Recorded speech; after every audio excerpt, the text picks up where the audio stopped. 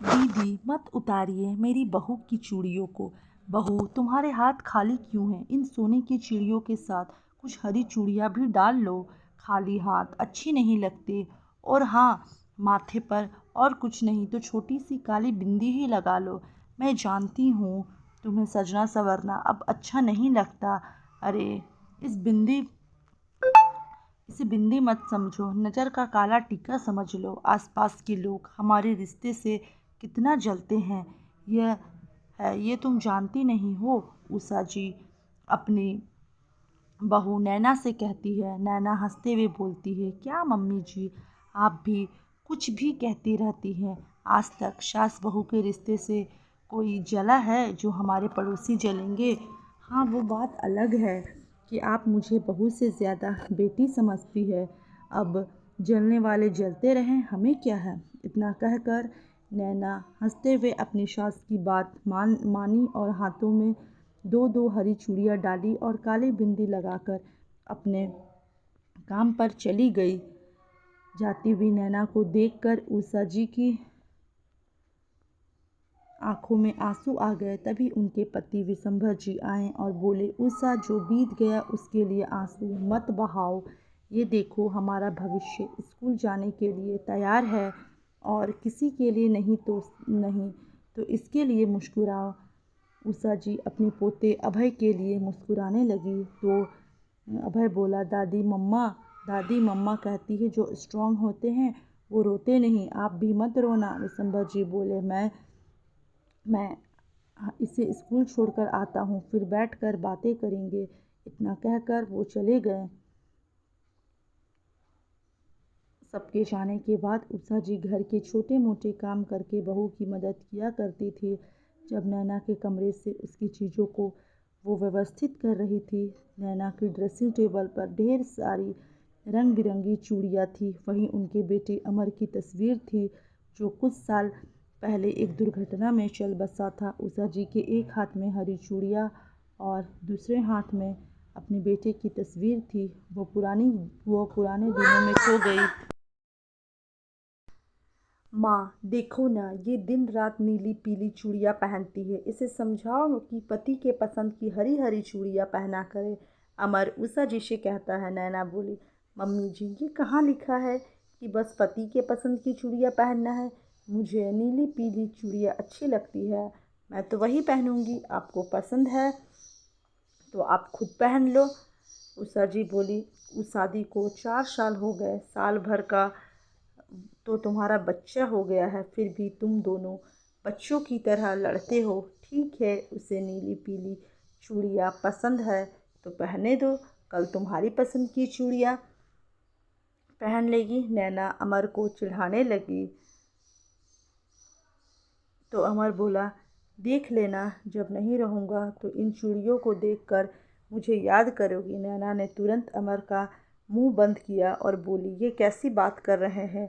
शुभ शुभ बोलिए। ये लीजिए, मैंने उतार दी नीली पीली चूड़ियाँ और पहन ली आपकी पसंद की हरी चूड़ियाँ भगवान के लिए। फिर कभी ऐसा मत कहिएगा। उषा जी आई और अमर के कान पकड़ते हुए बोली, क्यों रे, मेरी बहू को परेशान करता है? ऐसी बातें करके तुम इसका नहीं मेरा भी मन दुखाते हो। बेटा, तुम्हें देखकर ही तो हम सब जी रहे हैं, तुम्हारे बिना हम अपनी ज़िंदगी की कल्पना भी नहीं कर सकते। अमर माँ और पत्नी दोनों के गले में हाथ डालकर बोला, माँ, ज़िंदगी का क्या भरोसा, पर अब हम सबकी ज़िंदगी को आगे चलाने वाला आ गया है। अब पकड़ो अपने पोते को, मैं ऑफिस चलता हूँ। इतना कहकर अपनी मोटरसाइकिल स्टार्ट किया और निकल गया।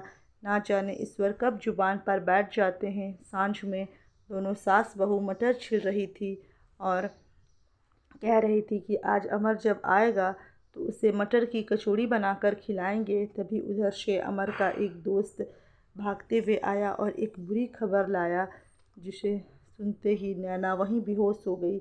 उषा जी मानो पत्थर की हो गई जब उसने ये बताया कि अमर का एक्सीडेंट हो गया है और वो अस्पताल में अंतिम सांसें ले रहा है। देखते ही देखते हरा भरा परिवार दुखों में बदल गया। जाते जाते अमर ने अपने पूरे परिवार की जिम्मेदारी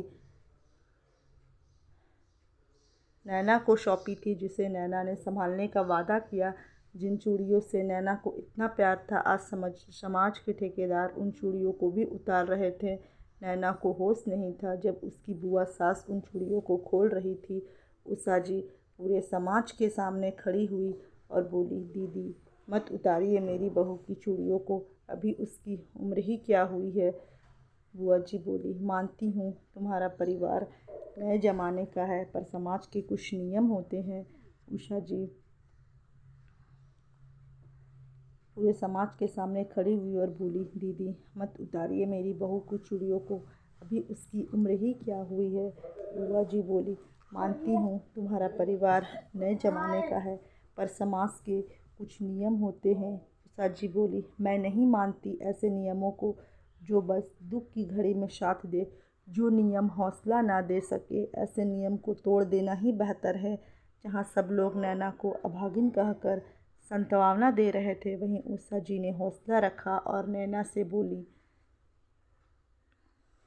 बहू याद रखो, जीवन में जिद, जुनून और हौसला हमेशा बनाए रखना, तभी मंजिलें तुम्हारे कदमों में रहेगी, वरना तो दूसरे लोग हमेशा तोड़ने और गिराने के लिए तत्पर रहते हैं। नैना भरी हुई आंखों से उषा जी के गले लग गई और विलाप करने लगी।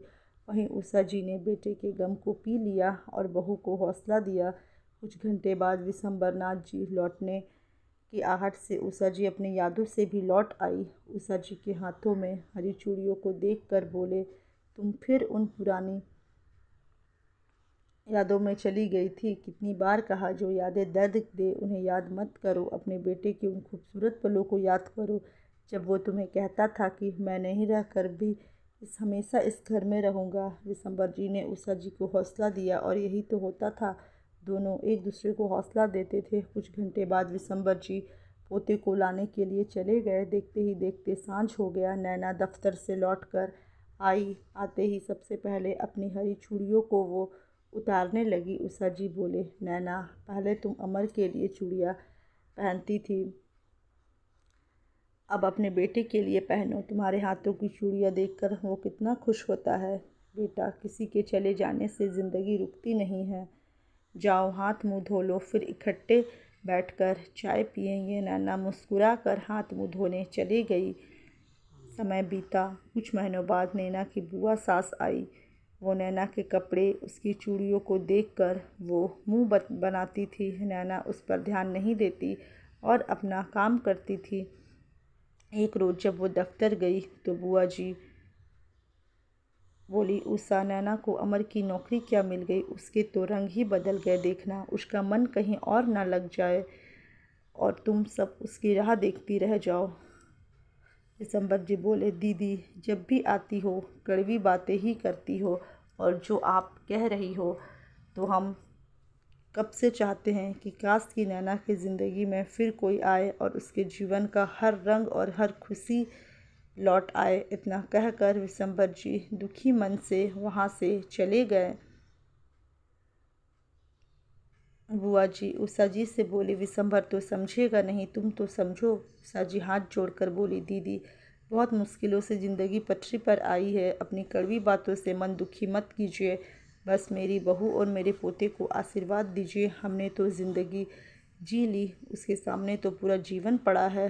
कभी खुद को उसकी जगह रख कर देखिए, तो अब उसके दर्द का एहसास होगा। इतना कहकर उषा जी चाय पीने लगी। नेहा दफ्तर से लौटी। विशंबर जी से बोली, पापा जी, ये आपकी और मम्मी जी के पूरे 2 महीने की दवाई है। बिजली का बिल मैंने भर दिया है और इलेक्ट्रिशियन को बोल दिया है ऊपर के बाथरूम में भी गीज़र लगा देगा, ताकि बुआ जी को नहाने के लिए नीचे नहीं आना पड़ेगा।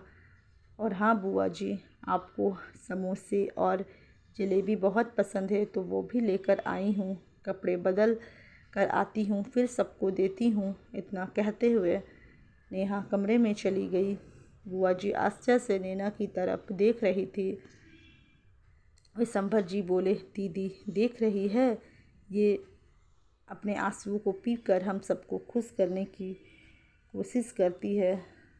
थोड़ी देर बाद जब नैना सबको समोसे और जलेबी दे रही थी तो बुआ जी ने उसके हाथों को पकड़ा और बोली, बहू तुम्हारे हाथ खाली क्यों हैं? सोने की चूड़ियों के साथ 2 हरी चूड़ियाँ भी डाल लो। मैं अपने पुराने शब्दों के लिए माफ़ी चाहूँगी, पर तुम्हारे खाली हाथ अच्छे नहीं लगते हैं। बुआ जी की बातों को सुनकर नैना की आंखें भर आई। उषा जी नैना के आंसुओं को पोंछते हुए बोली, बहू, संसार में बहुत अंधेरा है, पर तुम्हें हर पल उम्मीदों का दिया जलाए रखना होगा। तभी तो तुम्हारे हौसले देखकर मुश्किलें भी अपने आप तुम्हें रास्ता देगी। नैना बोली, जब आप सबका साथ है तो मैं हौसलों से कैसे हार सकती हूँ। और फिर हम सबके भविष्य को भी तो यही हौसला देना होगा। तभी तो इस संसार के रूढ़िवादी नियमों को ये बदलेगा। हम अपनी सोच बदलेंगे तो देखना मम्मी जी, आने वाले भविष्य में हर किसी की मानसिकता बदलेगी। इतना कहकर नैना ने अपनी जलेबी अपने बच्चों को खिलाई और मुस्कुराने लगी। उसकी मुस्कुराहट देखकर सभी के चेहरे खुश हो गए। मित्रों, ऐसा क्यों होता है कि समाज अपनी सहूलियत के हिसाब से अपने नियम बदल देता है। जो इंसान पहले से दुखी हो, क्या अपने नियमों से समाज को उसे और दुखी करना चाहिए, या उनमें कुछ बदलाव लाकर उससे इंसान को खुश रखने के लिए प्रोत्साहित करना चाहिए। तो दोस्तों, अगर आप लोग को ये कहानी अच्छी लगी होगी तो हमारे वीडियो को लाइक ज़रूर करें, और चैनल पर नए हो तो चैनल को सब्सक्राइब करना ना भूलें। इसी तरह की अच्छी अच्छी पारिवारिक कहानियों के साथ मैं रोज़ाना आप लोग से मिलती रहूँगी। Thanks for watching.